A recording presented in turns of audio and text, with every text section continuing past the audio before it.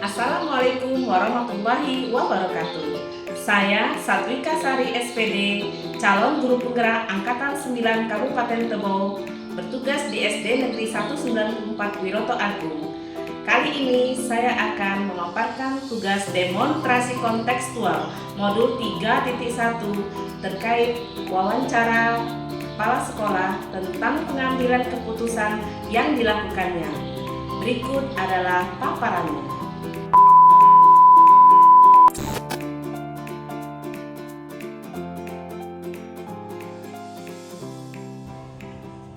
Assalamualaikum warahmatullahi wabarakatuh. Saat ini saya bersama Ibu Mustikawati, SPD SD, Kepala Sekolah SD Negeri 30 Wiroto Agung. Selamat siang Bu. Selamat siang. Baik Bu, nama saya Satwika Sari. Saya CGP Angkatan 9 Kabupaten Tebo, berasal dari SD Negeri 194 Wiroto Agung. Baik Ibu, saya izin mohon waktunya untuk mewawancarai Ibu hari ini terkait dengan tugas saya sebagai guru penggerak untuk pengambilan keputusan yang selama ini yang Ibu lakukan di sekolah Ibu. Sebelumnya saya menerangkan terlebih dahulu ya Bu ya. Iya. Jadi kalau masalah di sekolah itu kan ada dua tuh Bu, Iya. dilema etika dan bujukan moral. Nah, kalau bujukan moral itu kan ajakan untuk kita berbuat menentang sesuatu yang berkaitan dengan menentang moral. Jadi benar lawan salah, Iya. ya Bu ya. Kemudian kalau dilema etika itu masalah yang kita hadapi pada dua pilihan yang sama-sama benar, sehingga kita harus memilih di salah satunya. Berarti benar lawan benar. Nah, mohon maaf nih sebelumnya saya Bu ya, saya menanyakan Ibu, kira-kira selama Ibu menjabat sebagai kepala sekolah sudah berapa lama ya Bu? Saya sudah 9 tahun. 9 tahun. Iya, 9 ya, Bu, ya. tahun menjadi kepala sekolah. Ya, 9 tahun ya Bu.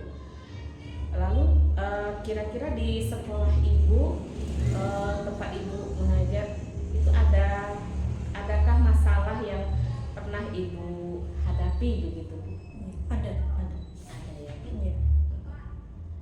Mungkin bisa Ibu ceritakan Bu, bagaimana contohnya? Contohnya mengenai dilema etika. Kebetulan di sekolah ini yang sudah Ibu hadapi, Ya, Bu. yang selama ini sering terjadi di sekolah, ini menjadi dilema, dan kemudian kita harus menentukan skala prioritasnya. Semuanya baik, jadi ini contoh. Salah satu di antaranya adalah mengenai kedisiplinan. Jadi kedisiplinan ya. Di sekolah saya ada seorang guru yang setiap hari aktif mengajar, kemudian juga bagus dalam membimbing murid ya, peserta didik. Akan tetapi beliau mempunyai anak kecil yang harus dibawa ke sekolah, karena jika ditinggal beliau tidak mampu untuk membayar orang untuk mengasuh atau disebut baby sister. Nah, di sini saya sebagai kepala sekolah harus bisa menentukan antara ini semuanya baik. Jika dibawa itu pengaruhnya juga baik, karena perkembangan anak-anak jika dibawa ke sekolah mempunyai pengaruh yang baik. Iya, jadi saya memberikan keputusan atau memberikan keleluasaan kepada beliau, guru saya itu, untuk dibawa saja anaknya, tetapi tanpa harus meninggalkan peserta didik, dan tetap dengan jam yang sudah ditentukan antara masuk, istirahat, sampai pulang. Dan ini alhamdulillah juga bisa berjalan dengan baik. Begitu ya Bu ya. Iya. Lalu seperti apa nih Bu yang biasa Ibu lakukan dalam pengambilan keputusan seperti itu selama ini yang Ibu lakukan? Iya, jadi sebelumnya kita melihat keadaannya, kita pertimbangkan, kita identifikasi dulu. Identifikasi dulu positif negatifnya ketika anak itu harus dibawa ke sekolah, antara manfaat atau mudaratnya. Setelah itu kemudian saya bermusyawarah dengan Bapak Ibu guru yang lain, langkah apa yang kita ambil dengan keadaan yang seperti ini. Nah, kemudian kita memutuskan, setelah mempertimbangkan dengan banyak sekali pertimbangan, maka kami memutuskan untuk silahkan dibawa ke sekolah tanpa harus mengurangi jam-jam mengajar. Baik Bu, jadi membawanya tetap ke sekolah ya Bu? Iya. Lalu yang keempat ya Bu ya, hal-hal apa nih Bu yang selama ini yang Ibu anggap efektif dalam pengambilan keputusan pada kasus-kasus khususnya dilema etika? Yang paling efektif adalah dengan bermusyawarah, berdiskusi dengan guru-guru yang lain, karena ini sangat efektif. Maka saya selalu menggunakan cara-cara seperti ini. Gitu ya Bu ya. Iya. Lalu hal-hal apa saja nih Bu yang selama ini yang merupakan tantangan bagi Ibu dalam mengambil keputusan-keputusan khususnya yang menyangkut dilema etika itu? Tantangannya yaitu tidak semua guru mendukung keputusan-keputusan kita itu. Tetapi tantangan itu insya Allah tetap bisa kita hadapi dengan cara bermusyawarah, dengan cara pendekatan, kemudian berdiskusi. Baik ya Bu ya, dengan cara bermusyawarah ya Bu. Iya. Baik Bu. Lalu apakah ada nih sebuah jadwal ini mungkin yang dalam penyelesaian kasus tersebut Ibu memakai jadwal atau Ibu menyelesaikannya secara langsung di tempat itu atau memiliki sebuah jadwal, jadi bentuk prosedur seperti apa nih yang Ibu jalankan? Iya, jadi selama ini saya tidak menggunakan jadwal, tetapi kita situasional. Iya, artinya ketika ada permasalahan langsung saat itu juga kita selesaikan permasalahannya.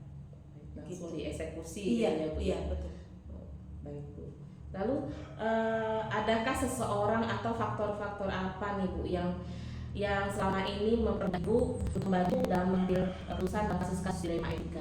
Iya, jadi faktor-faktor yang mempermudah diantaranya adalah majelis guru. Beberapa bapak ibu guru itu yang selalu membantu di dalam memutuskan permasalahan, kemudian banyak memberikan masukan-masukan.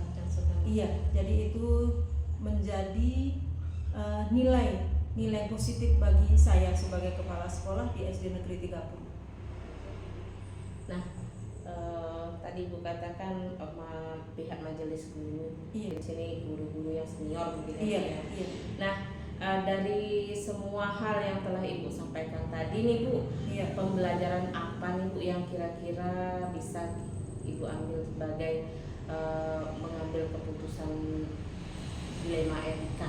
Iya, jadi pelajaran yang bisa kita ambil setelah beberapa tahun saya melaksanakan ini adalah perlunya bermusyawarah dengan semua pihak, baik itu majelis guru, kemudian staf, tenaga administrasi sekolah, semua warga sekolah, sehingga semua permasalahan bisa kita atasi bersama-sama. Iya, berkolaborasi. Betul. Baik Ibu, tadi sudah Ibu paparkan bahwa permasalahan yang ada di sekolah Ibu, kemudian kemudian juga yang sebenarnya saya sedikit menjelaskan ya Bu ya. Jadi kalau dalam pembelajaran yang sudah saya alami itu di modul 3.1 itu, jadi dalam pengambilan keputusan itu kita harus menggunakan 349, 3 unsur dalam mengambil keputusan, yang mana yang pertama berpihak pada murid, kemudian yang kedua mengandung nilai-nilai kebajikan, yang ketiga bertanggung jawab, lalu yang keempat ya 4 paradigma dalam pengambilan keputusan dilema etika itu Bu. Ada individu lawan masyarakat, ada kebenaran lawan kesetiaan, ada rasa keadilan lawan rasa kasihan, kemudian yang keempat jangka pendek lawan jangka panjang. Lalu yang terakhir itu 9 langkah yang dapat Ibu lakukan dalam pengambilan keputusan menurut modul yang saya pelajari itu ya Bu ya. Ada yang pertama itu mengenali nilai-nilai yang saling bertentangan, jadi kita kenali dulu. Kemudian yang kedua menentukan nih siapa yang terlibat dalam situasi seperti itu Bu. Lalu yang ketiga mengumpulkan fakta-fakta nih Bu yang relevan, yang sesuai dengan situasi ini. Kemudian yang keempat pengujian benar atau salah keputusan kita itu ya Bu. Kemudian yang kelima pengujian paradigma benar lawan benar. Keenam melakukan prinsip prinsip resolusi. Ketujuh investigasi opsi trilema gitu ya. Lalu yang ke-8 buat keputusan, ke-9 lihat lagi keputusannya dan merefleksikannya. Baik Ibu, mudah-mudahan apa yang sudah Ibu paparkan tadi bisa nanti bermanfaat bagi saya, khususnya sebagai nantinya calon pemimpin pembelajaran, yang mana pengalaman yang Ibu katakan tadi uraikan kepada saya, insya Allah bisa menjadi acuan dan juga teladan bagi saya. Terima kasih Ibu sudah menerima saya dalam menyelesaikan tugas saya di modul 3.1 ini. Saya sekiranya nanti saya upload ke YouTube video kita ini, apakah Ibu berkenan? Iya, silakan. Baik Ibu, terima kasih ya Bu ya atas waktunya. Lebih dan kurangnya saya mohon maaf. Saya ucapkan wabillahi taufik wal hidayah. Wassalamualaikum warahmatullahi wabarakatuh. Waalaikumsalam warahmatullahi wabarakatuh.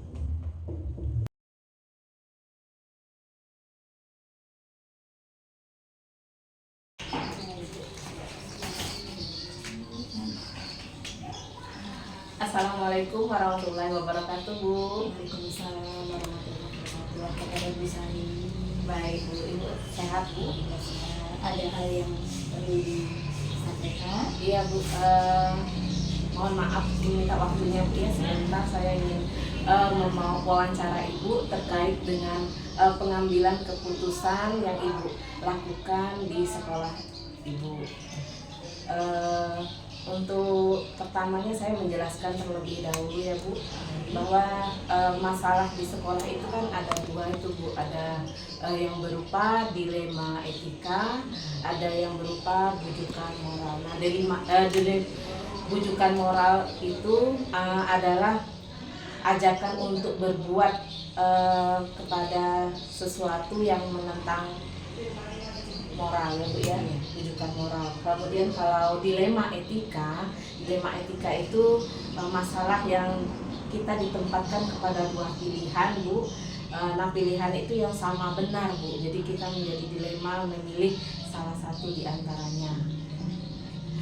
Baik ya Bu, saya mulai pertanyaannya. Yang pertama di sekolah Ibu kan ada nih Bu mungkin masalah terkait mengenai identifikasi kasus yang merupakan dilema etika atau bujukan moral.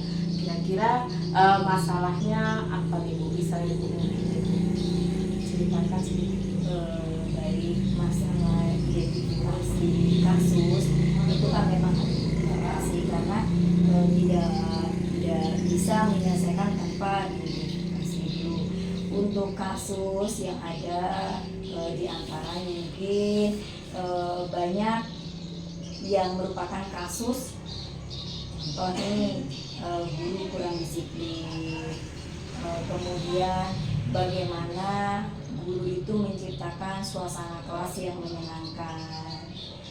Yang ketiga, bagaimana membimbing karakter anak supaya mempunyai sikap yang disiplin positif. Jadi tidak ada kekerasan di sekolah.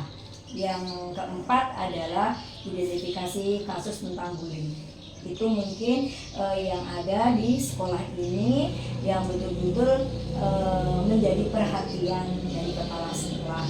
Kemudian bagaimana solusinya setelah terjadi kasus dari beberapa yang ada di sekolah. Maka pertama tentu kepala sekolah bersama guru-guru mengadakan identifikasi kasus. Jadi beberapa kasus yang ada itu diidentifikasi untuk nantinya akan mencari solusi akar masalah dari kasus tersebut. Nah, kemudian pihak mana yang terkait gitu Bapak dan Ibu. Jadi terkait pertama tentu guru bersama kepala sekolah. Kemudian orang tua dari siswa, dan kita selalu berkomunikasi juga dengan pengurus komite sebagai mitra kita di sekolah. Kemudian solusi yang kita mencari akar masalah ya Ibu. Jadi akar masalahnya apa? Ini untuk bullying akar masalah ini dan bagaimana solusi penyelesaiannya. Kemudian dalam menyelesaikan itu kita harus berkomunikasi. Jadi pertama untuk hal identifikasi kasus yang dialami itu tentu dengan komunikasi yang baik antara guru, kepala sekolah dan wali murid juga kepada peserta didik kita. Jadi tidak ada yang di sini mendapat hukuman yang berat tanpa kita mencari solusi. Kemudian yang ketiga, tadi kan satu identifikasi ya Bu ya, identifikasi kasus. Yang kedua kita komunikasi. Yang ketiga membangun hubungan harmonis. Jadi hubungan harmonis dengan seluruh warga sekolah. Dikalanya kepala sekolah harus jadi sebagai seorang pemimpin. Dikalanya kepala sekolah juga bersahabat. Supaya apa? Bapak Ibu guru itu tidak takut menyampaikan hal apa yang terjadi yang dialami di kelas. Kan Ibu sebagai kepala sekolah tidak setiap menit ada di kelas. Nah tentunya di situ yang perubahannya adalah membangun hubungan harmonis di antara guru dan kepala sekolah. Yang ketiga juga, yang keempat membangun hubungan harmonis dengan wali murid. Siapa yang harus membangun hubungan harmonis kepada wali murid? Kepala sekolah, guru, dan wali murid. Sehingga wali murid itu merasa tidak dizolimin. Ini anak saya aja yang salah. Ternyata karena terjadi miskonsepsi. Jadi hubungan harmonis kepada wali murid itu bertujuan untuk menghilangkan miskonsepsi program sekolah kepada wali murid. Yang terakhir, tentu kepala sekolah bersama dengan guru warga sekolah, ada tenaga kependidikannya juga menyusun program. Jadi menyusun program berkolaborasi untuk mendidik karakter siswa. Jadi program itu terjadwal dan terprogram. Mungkin itu Ibu, mungkin ada lagi. Baik Bu, tadi Ibu sudah memaparkan. Terima kasih. Kemudian pertanyaan selanjutnya ya Bu ya, langkah-langkah tadi udah Ibu sampaikan. Kemudian hal apa nih Bu yang selama ini yang Ibu anggap efektif sekali dalam pengambilan keputusan pada kasus-kasus khususnya dilema etika itu Bu? Baik dalam mengambil keputusan yang Ibu anggap efektif sekali itu adalah langkah-langkahnya. satu, pertama membuat tim. Membuat tim. Iya, membuat tim TPPK ya Bu, yang Ibu sendiri juga sebagai anggota Iya. tim, sehingga Ibu juga harus bagaimana sering belajar untuk menyelesaikan hal seperti itu Ibu. Berkolaborasi. Kasus itu kan bukan hanya dari siswa saja, bisa juga dari kita guru-guru, bisa juga dari wali murid. Jadi langkah pertama membuat tim, kemudian mengoptimalkan jadwal secara kontinu. Bagaimana dari tim tadi bisa bekerja baik tanpa intimidasi dari kepala sekolah. Jadi punya wewenang, ini loh programnya Bu, ini selanjutnya, sehingga kita bisa melaksanakan. Kemudian yang kedua, harus melalui keputusannya apapun yang kita ambil melalui rapat. Jadi melalui rapat bersama untuk mencari mufakat Ibu. Jadi sekecil apapun diinformasikan melalui rapat, diambil keputusan secara bersama-sama musyawarah. Jadi jangan nanti Ibu hanya pengen ini di WA saja, ternyata kan guru tidak jelas nih apa informasinya, terjadilah miskomunikasi. Dari miskomunikasi yang menyebar, program tidak akan terlaksana. Mungkin itu Bu, jadi menyusun program, membuat tim, memberikan keleluasan kepada tim untuk bekerja. Yang terakhir, selalu bermusyawarah untuk mufakat bersama seluruh guru. Itu Bu mungkin yang terbaik selama ini. Ya Bu, baik. Terima kasih. Kemudian selanjutnya ya Bu, hal apa nih Bu yang selama ini menjadi tantangan bagi Ibu dalam pengambilan keputusan dalam kasus dilema etika gitu? Ya tantangan pasti ya, karena kalau kita mau berhasil tentu kita ambil tantangannya dulu. Kalau kita mau tidak, pertama tantangan tentu dari warga sekolah sendiri. Jadi warga sekolah sendiri. Yang kedua dari wali murid. Yang ketiga dari siswanya, dan yang keempat dari dunia usaha. Itu kan tantangan. Ada 4 tantangan dari guru. Kalau belum ada komunikasi yang jelas, belum ada kesepakatan di antara guru, tentu tidak mau kan melaksanakan program, bahkan merasa guru aku yang datang penting hadir di sekolah, absen, mengajar. Sementara guru kan tanggung jawabnya bukan itu. Pertama, bagaimana moral peserta didik kita menjadi lebih baik. Itu tantangan yang sangat berat sekali dan memang butuh perhatian secara kontinu. Itu datang dari warga sekolah, yaitu guru, tenaga pendidikan, dan kepala sekolah itu sendiri. Tantangan yang kedua dari wali murid, apalagi dengan berubahnya kurikulum. Kalau tidak ada komunikasi yang terbaik, maka akan terjadi hambatan. Kita juga banyak nih wali murid yang pro kontra dalam program sekolah, padahal secara langsung guru sudah mensosialisasikan, sekolah sudah, itu pun masih ada tantangan. Nah, tantangan itu obatnya komunikasi yang baik, berikan pelayanan yang maksimal, dan pelayanan. Kalau kita tidak bisa memberikan pelayanan yang baik, bagaimana feedback wali murid kepada kita? Kalau kita mau feedback yang baik, jadilah kita pelayan yang baik untuk wali murid kita.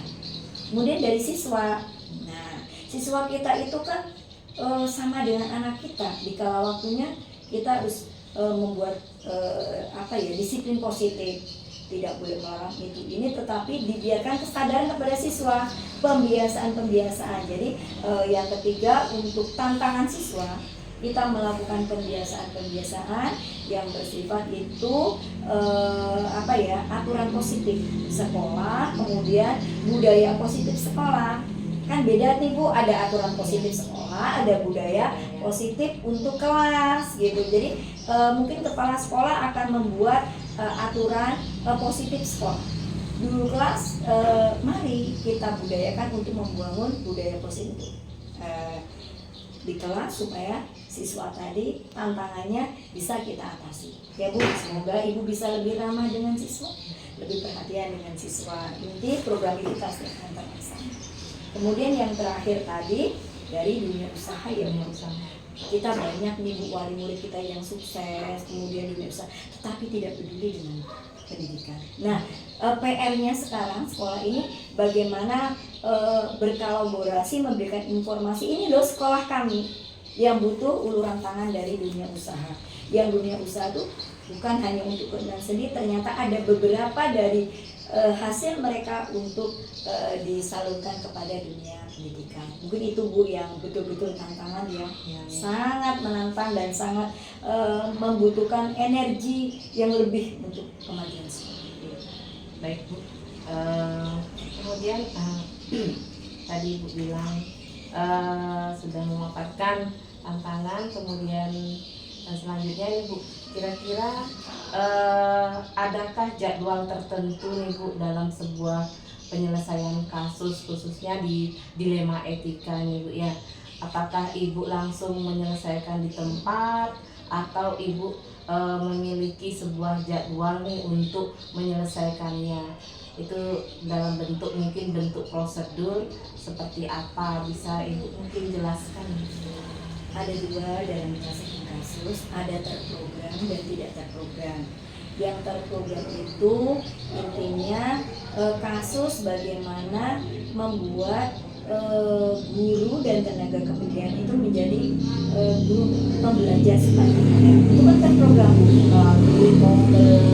melalui rapat-rapat program kepala sekolah itu yang terjadwal. Kemudian program prestasi siswa itu kan terprogram.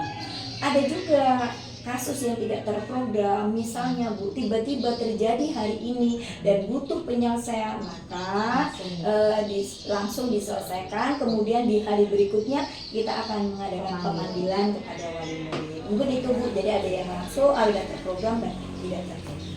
Baik Bu. Nah, dari semua hal yang tadi Bu sampaikan Bu ya, pembelajaran apa nih Bu yang dapat kita petik nih dari pengalaman yang tadi Bu utarakan ini, khususnya untuk keputusan yang mengarah kepada dilema etika. Jadi dilema etika kan masalah yang kita ditempatkan kepada dua pilihan yang sama-sama benar nih Bu, yang Ibu harus memilih satu di antaranya. Nah, kira-kira pembelajaran apa yang bisa Ibu petik dari keputusan yang Ibu ambil? Baiklah Bu, yang saya petik dari beberapa kegiatan satu, sekolah ini menjadi kondusif, intinya baik itu dalam proses pembelajaran